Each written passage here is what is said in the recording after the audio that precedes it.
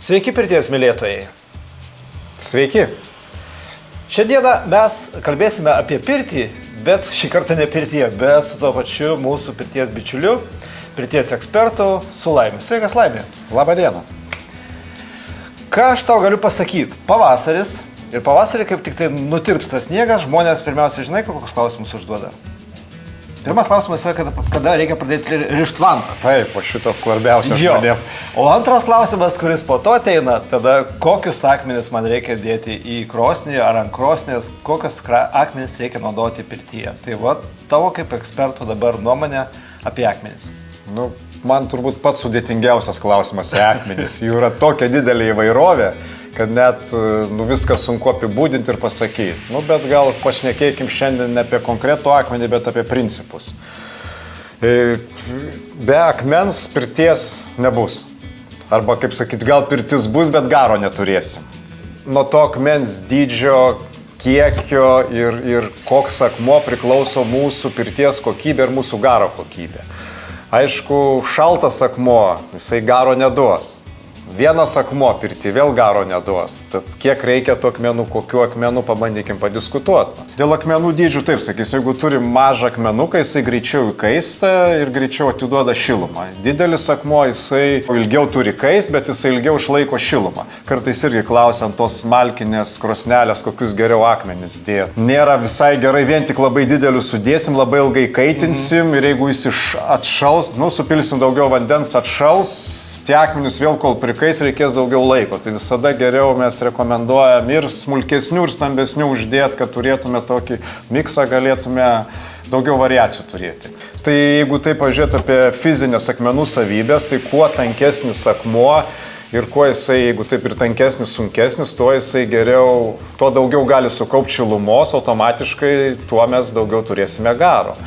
Jeigu dabar pagal kiekį, taip tokia kaip yra teorija, vienam kubui pirties, kaip ir rekomenduojama apie 10 kg akmenų. Tai sakysim, jeigu mes tam turim, kaip pavyzdys, apie 10 kubų tūrio pirtį, sakysim, tai ta 10 kubų, kad įsivaizduotai būtų 2,5, 2,5 ir 2 metrų aukščio kažkas tokio, gal čia gausis apie 12, bet tai sakysim, tarp 10-12, tai 100-120 kg tokiai pirčiai yra toks optimalus, kaip ir teorinis akmenų kiekis. Aišku, tas 10 kg turbūt mes nelabai pajausim. Tuo labiau, kad į tą patį tūrį mes, jeigu sunkesnis akmuo, galim galbūt sudėti 150 kg ir lengvesnių akmenų į tą patį tūrį gal tik 100 kg sudėsim. Turbūt nesigilinsim į akmens cheminės savybės, nes jas galima rasti internete, tuo labiau, jeigu akmuo atvežtas iš vienos ar kitos vietos, tos cheminės savybės kažkiek skiriasi, bet vis tiek yra bendri principai, kad ta vulkaninės kilmės vadiname kaip gabro diabazas, ten vulkanitas, tie akmenys yra kaip ir tvirti, atlaiko temperatūrų skirtumas gerai, neskilinėja ir tokie patys populiariausi, labiausiai naudojami akmenys. Aišku, štai, tu kalbėjai apie svorius, ne? Tai iš tikrųjų paėmus šitos akmenys, aš jaučiu, kad jie ir iš tikrųjų sunkus. Mūsų lietuvišką akmeniuką tokį paėmus aš galėčiau dar numest toli, bet šitą aš jau nelabai, todėl tai vienas iš pagrindinių dalykų tai yra, kad jų yra struktūra tokia, kad jie yra labai tankus ir yra svoris. Tai mes kalbėjome apie tą paprasčiausią, populiariausią vulkaninės kilmės akmenį, bet yra ir kitų akmenų. Ir tas kietesnis jau už tas vulkaninis būtų kvarcitas. Tų kvarcitų vėl yra kelios ten rūšys ir jie, kadangi yra sunkesni, dar geriau atlaiko tą šilumą. Dar aukštyn kylant, turbūt mes turėtume muilo akmenį, turėtume žadeitą. Kiekvieno savybė irgi, turbūt reiktų googlinti, ten vardinti galima labai daug, bet gal pasigooglins, tai yra tikrai tie akmenys garsus ir visi žino apie juos. Aš gal nesustosiu, dar turbūt pasakysiu vieną, nežinau, dėl kažkam naujieną, kad yra akmuo, kuris dar yra brangesnis už žadeitą, tai yra nefritas. Tai jeigu paėmus į ranką, yra dar sunkesnis ir labai gerai tinka periodinio kūrenimo krosnims. Jeigu taip pagal akmenų tarnavimo laiką kalbant, kūrenant, aš čia sakysim irgi vidutiniškai turbūt skaičiuojamas, kad kūrenama apie kartą į savaitę vidutiniškai naudojantis pirtimi, tai paprasčiausiai akmenys rekomenduojama kas 2-3 metus keisti. Jeigu einant aukštyn kietesnis akmuo gali būti 4-5 metai.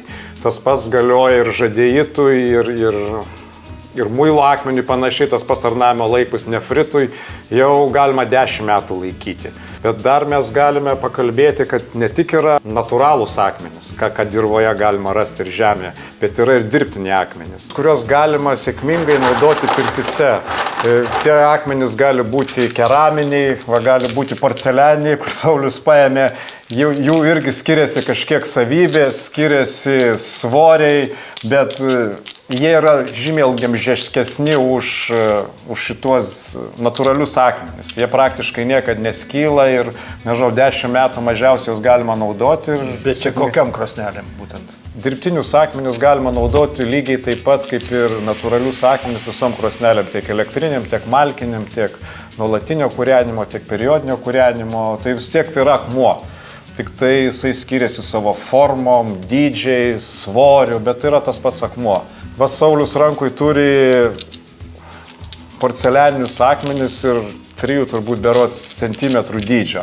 Tai mes juos dažniausiai naudojame į tokias krosneles, kurie turi vidinius akmenis, kur nuolatinio kūrenimo krosnelė, bet turi vidinius akmenis. Tai tie mažesni akmenys greičiau įkaista ir tą garo daugiau palaikymą. Tai rekomenduojame ten dėti. Aišku, dar yra ne tik akmenys, bet tokie kaip ir špižiniai būna, rutuliai, konkorėžiai, kaip ir čia špižių skaitosi metalas, bet jie kažkiek galbūt ir parūdyja, bet tas įkaitęs špižius tikrai labai gerai pirty yra naudoti ir duoda labai švelnų garą.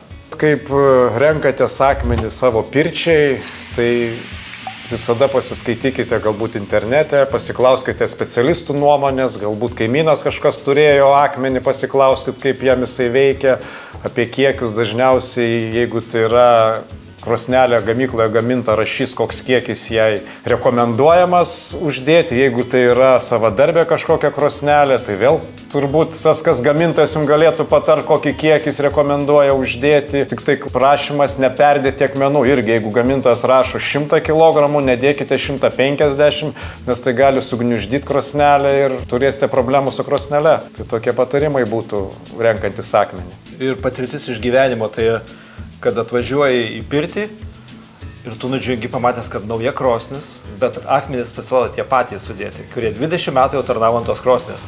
Ir tada, kai tu žmonėms sakai, kad o akmenys kodėl nepakeitėt, o jie savo, ką reikia akmenys keisti. Supraskite vieną, tai yra kaip pavyzdys jums būtų labai geras šiais laikais.